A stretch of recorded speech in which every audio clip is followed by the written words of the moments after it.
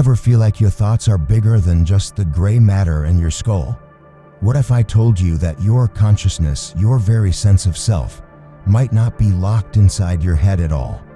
Imagine if it's connected to the fundamental fabric of the universe in a way that sounds like science fiction, but is grounded in real physics. Today we are diving deep into one of the most mind-bending ideas out there, the link between quantum entanglement and human consciousness.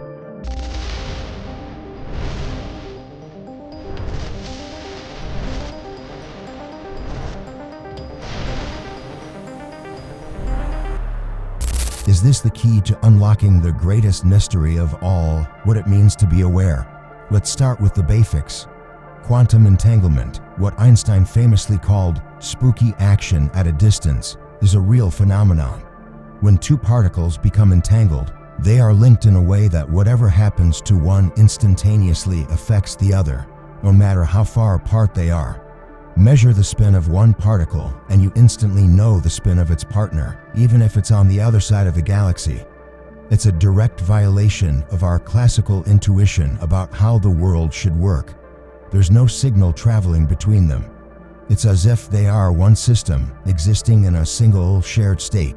So, how does this bizarre quantum connection relate to us, to our thoughts, feelings, and our experience of reality? This is where we step into the fascinating and admittedly speculative world of quantum consciousness theories. For decades, consciousness has been seen as a product of the brain's complex network of neurons. Billions of neurons firing, creating electrical signals. That's where the magic happens, right? This is the classical neurobiological view. But this model, while powerful, has a hard time explaining the hard problem of consciousness. Why do we have subjective experience at all? Why does it feel like something to see the color red or hear a piece of music? This is where pioneers like Sir Roger Penrose, a Nobel laureate in physics, and Dr. Stuart Hameroff, an anesthesiologist, come in. They proposed a controversial but captivating theory called orchestrated objective reduction, or ORC-OR. Their idea is that consciousness doesn't arise from the classical firing of neurons, but from quantum processes happening inside the neurons themselves. Specifically, they point to tiny structures called microtubules, which are part of the cell's skeleton. Penrose and Hameroff suggest that these microtubules can support quantum states, like superposition, where a particle exists in multiple states at once. According to the theory, the electrons within these microtubules can become entangled. Consciousness, they argue, emerges at the moment these quantum states collapse into a single definite reality. This collapse isn't random. It's a specific physical process, an orchestrated event that happens over and over, creating our stream of conscious moments. Think of it like a symphony orchestra, where countless quantum events are coordinated to produce the beautiful music of your awareness. If this is true, each moment of your conscious experience is literally a quantum computation happening inside your brain. This idea flips the script. It suggests that our brains are not just classical computers made of meat, but sophisticated quantum devices. The implications are staggering. If consciousness is a quantum phenomenon, could it be non-local? Could our minds be entangled with other minds, or even with the universe itself?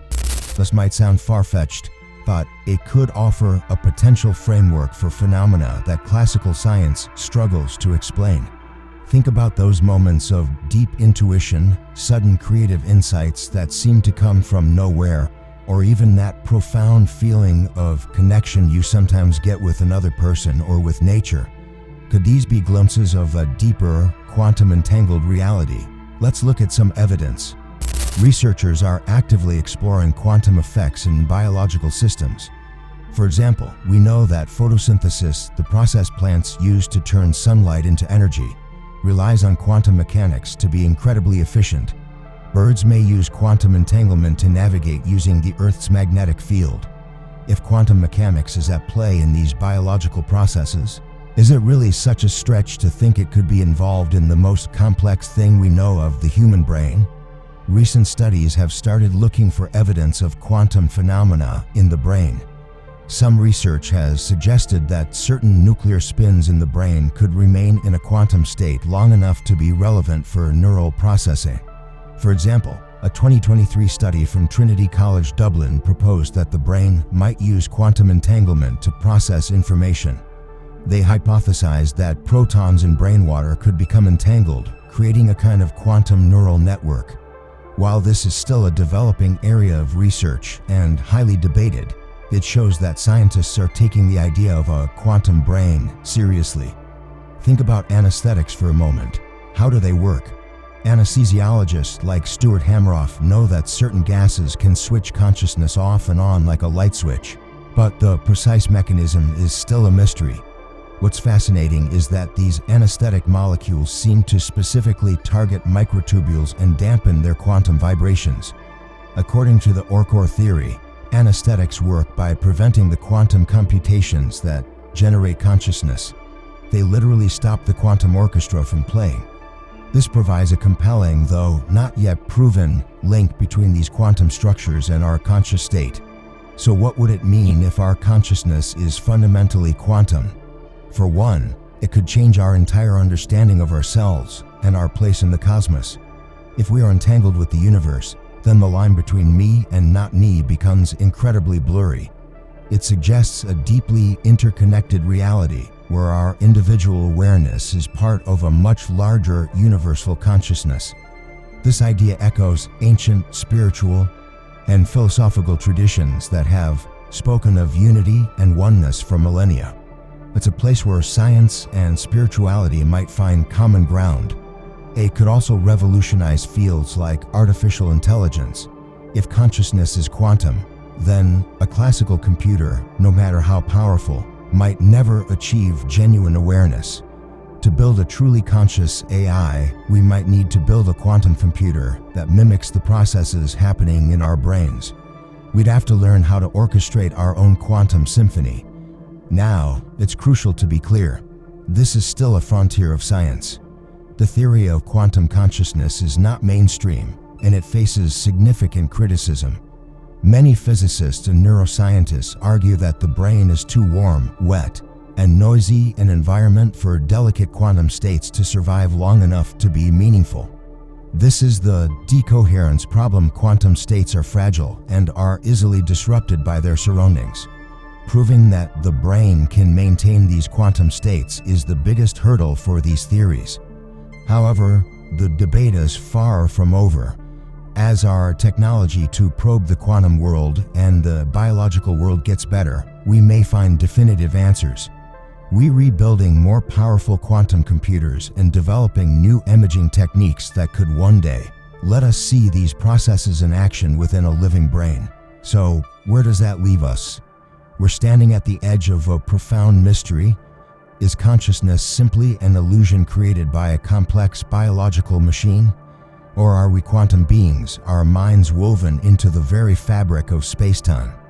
The idea that quantum entanglement could be the bridge between the physical world and our inner world of experience is one of the most exciting and revolutionary concepts of our time. It challenges us to think bigger, to question the limits of our reality, and to wonder if the secrets of our own mind are hidden not just in our neurons, but in the strange and beautiful dance of the quantum realm. What do you think? Is this science fiction or the future of science? Let me know your thoughts in the comments below. Thanks for joining me on this journey into the quantum mind. If you enjoy this exploration and want to dive into more mind-bending topics, make sure to hit that like button, subscribe, and turn on notifications so you don't miss our next video. Stay curious,